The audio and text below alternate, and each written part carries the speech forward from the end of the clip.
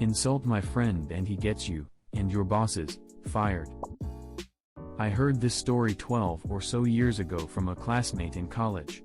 The story happened in the late 90s. He worked at a corner store with a sandwich shop in it. It was a corporate-owned chain and not a franchise-type deal.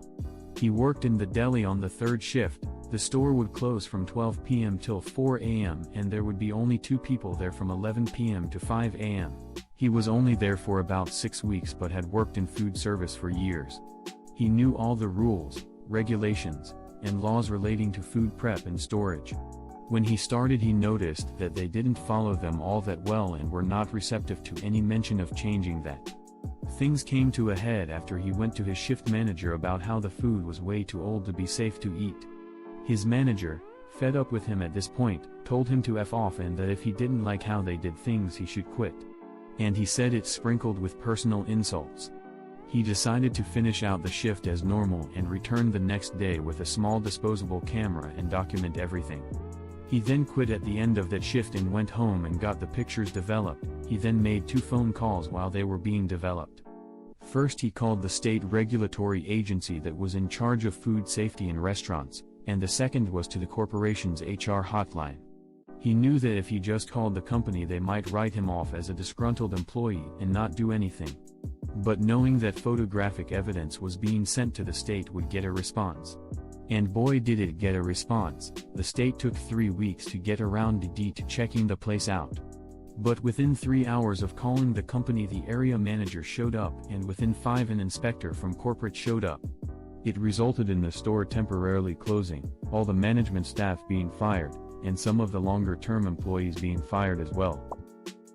We need people like your friend. This is how people get sick. I am 100% behind this ProRevenge. Seconded. Conditions like this aren't just how people can get sick, it's how people can end up with permanent health issues, or even die. Food safety isn't a joke. Because it's never just one little thing that goes wrong, it's a chain of failures.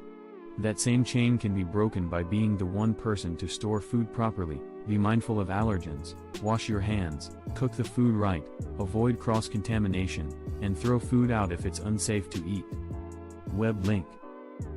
The 1993 Jack-in-the-Box E. coli outbreak occurred when the Escherichia coli O157:H7 bacterium, originating from contaminated beef patties, killed 4 children and infected 732 people across 4 states. The outbreak involved 73 Jack-in-the-Box restaurants in California, Idaho, Washington, and Nevada, and has been described as far and away the most infamous food poison outbreak in contemporary history. The majority of the victims were under 10 years old. 4 children died and 178 other victims were left with permanent injury including kidney and brain damage. On February 10, 1993, newly inaugurated President Bill Clinton participated in a televised town meeting program from the studios of WSIS TV in Detroit, Michigan. -op can reply !delete to delete, web link. My mother and I both got E. coli from this incident. I was 6. I don't remember how long we were sick, but I do remember sleeping on a blanket on the floor for a while because I was vomiting and crapping myself so often. I also recall passing out several times because I couldn't catch my breath while barfing. -110 do not recommend. I had salmonella as a teenager, and I still have digestive problems in my mid-30s. I had a bout of horrible food poisoning as a teen, and 30 years later I'm literally housebound most days due to constant irritable bowel syndrome. I hear you, buddy. Ate some mackerel that hit me with the worst bout of food poisoning ever, triggered an inflammatory response in my guts, and put me in hospital. I went from 90 kilograms and boxing to 45 kilograms and being lined up for surgery. 7 years later I'm pretty much okay, but have to take regular medication and watch my diet to stop my body destroying itself. Theory was the fish had defrosted and refrozen prior to it being prepped for sale.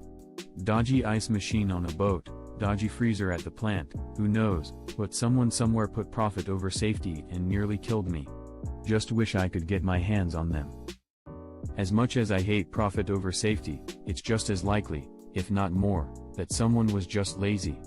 I've never worked in food service, but most of my family have, and I've heard complaints about employees who skip steps or just don't do the work, putting people at risk. I imagine there can be similar conditions in food processing plants. Oh shoot, we never put that pallet of fish in the freezer last night. We're going to get in trouble. Just quick put it in there now, before the boss gets here. Anyway, it's all the same to you, you have to live with the consequences regardless of whose fault it is or what their motivation was. Thanks for your reply, you raise a good point too. I always put it down as someone not wanting to lose a catch in a payday, ice machine broke on the boat like perfect storm, or the plant having a power cut or something. Never considered it could be as simple as two teenagers just not my jobbing a box in the loading bay or something as mundane as that. I suppose because it made such a big impact on my life, I nearly lost my business and my house. It pretty much ended a relationship that I always needed it to be an evil supervillain scheming against me. Life's weird, eh? I mean, it could have been a villain targeting you. It is, however, easy to attribute the personal consequences we feel from the poor choices of others as maliciously intended, as it somehow makes us feel self-righteous. I'm not immune to it myself, but realizing it, I worked toward greater self-awareness.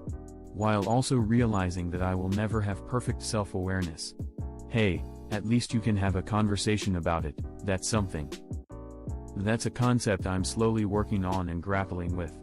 Self-awareness and our place in the big picture. It's an interesting subject. I don't know if I ever necessarily believed I was targeted, as much as assumed the issue was caused maliciously rather than by ineptitude. Take it all in stride.